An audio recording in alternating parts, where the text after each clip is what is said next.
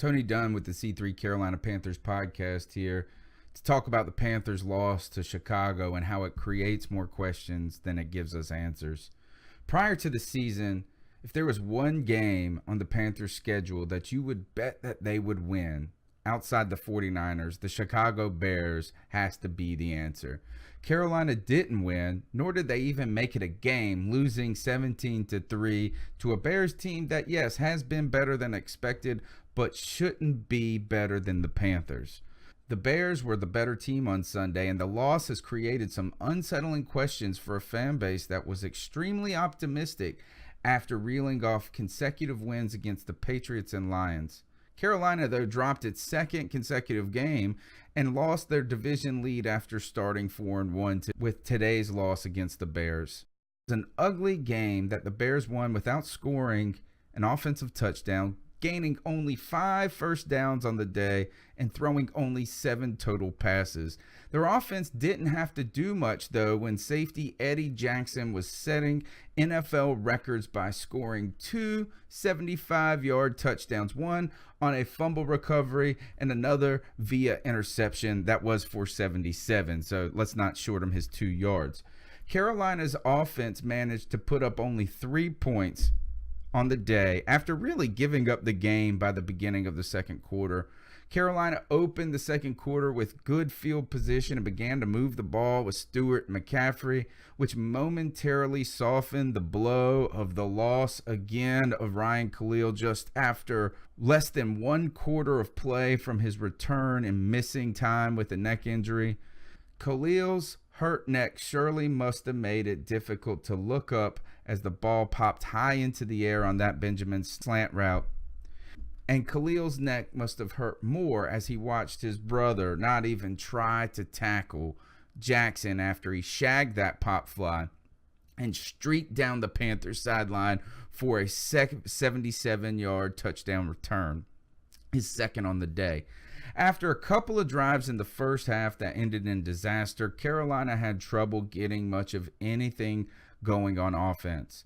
The run game was improved from the past 2 weeks, not hard to do, but McCaffrey struggled to gain any yards between the tackles. Stewart looked better, but only could do so much, and Cam Newton yet again remained the motor of that rushing attack. The Panthers' offensive line struggled to protect Cam, surrendering 5 sacks on the day, and 4 of those were in the first half. Even when Carolina started to muster a little life towards the end of the half, drives stalled and field goals or were dashed as the clock ran out before they could even try one. Sure, one can hang their hat on the fact that Carolina's defense held the Bears to under 100 rushing yards, kept them out of the end zone, even when they have 4 chances within the 1-yard line at one point. But that would just be trying to find a silver lining in a dark cloud. The Bears' offense never really had to take any chances or was placed in a crucible-type moment where they had to prove anything. The loss was a story of ineptitude that leaves us asking questions about Carolina's fortitude, their preparation, and ability to win without being able to run the ball or to block. Few are immune to these hard questions. When the questions are so widespread and disparaging, they ultimately lead back to the coaching staff. Shula continues to struggle with adjusting when things are either going wrong, players fail to execute, or he just gets it wrong. When Carolina marched down the field with a minute left in the second quarter and the Panthers slowly called a timeout after Dixon failed to get a first down or get out of bounds, only to just squander an opportunity of getting a field goal because of a false start penalty that forced a 10-second runoff.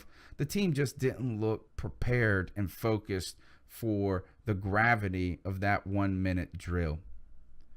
Later, when the window of a comeback was starting to close, Carolina went for it on 4th down, and it was a long 4th and 2. They tried a single wing play that showed Cam Newton run all the way, only to be swallowed up well short of the first down marker. The play seemed to have a low percentage of success from the beginning and only highlighted the problems with Mike Shula's play calling fans have been screaming about nonstop. The questions, though, are extending beyond Shula at this point. Graham Gano showed his frustration when Rivera opted to punt from the Bears 38, bringing back memories of that loss to the Saints when he opted to punt from the Panthers 35. The team's struggles, Shula's mistakes, they're starting to creep into the purview of Ron Rivera, leaving us wondering, if something doesn't change, will he be the change people are clamoring for? It's one thing to struggle, but to look unprepared and just out of sorts doesn't bode well for the coaching staff. The questions have to ultimately fall on the players, though, as well. Why can't Carolina run the ball?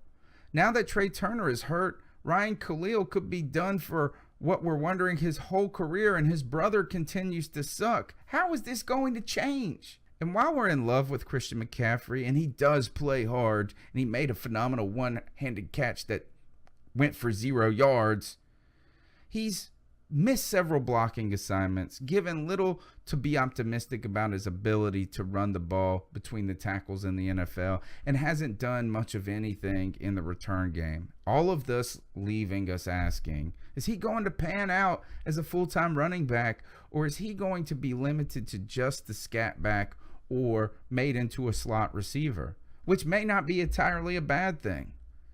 Carolina goes to Tampa Bay to face a wounded animal who lost a close game to the Buffalo Bills and is quickly seeing their season get away from them. It's the first of 2 division games that mean a lot for the Panthers and are turning into must-wins if Carolina wants to stay in contention for the division, which begs us another question which no one thought we would be asking just 2 weeks ago. Could Carolina be on the outside looking in? We want to know what questions are on your mind. What answers are you looking for? And let us know by leaving a message on the C3 Cat Calls line, which we'll feature on the C3 Carolina Panthers podcast. The number is 252-228-5098. That's 252-228-5098. Join us Tuesday night as we work through all these questions and search for answers together on the C3 Carolina Panthers podcast. Visit CarolinaCatChronicles.com for the latest Panthers news and opinions from the fan perspective. Subscribe to the C3 Carolina Panthers podcast on iTunes, Stitcher, YouTube, or anywhere you can catch an RSS feed. Check out CarolinaCatChronicles.com for the latest Panthers news and opinions from the fan perspective. Great cash, homie.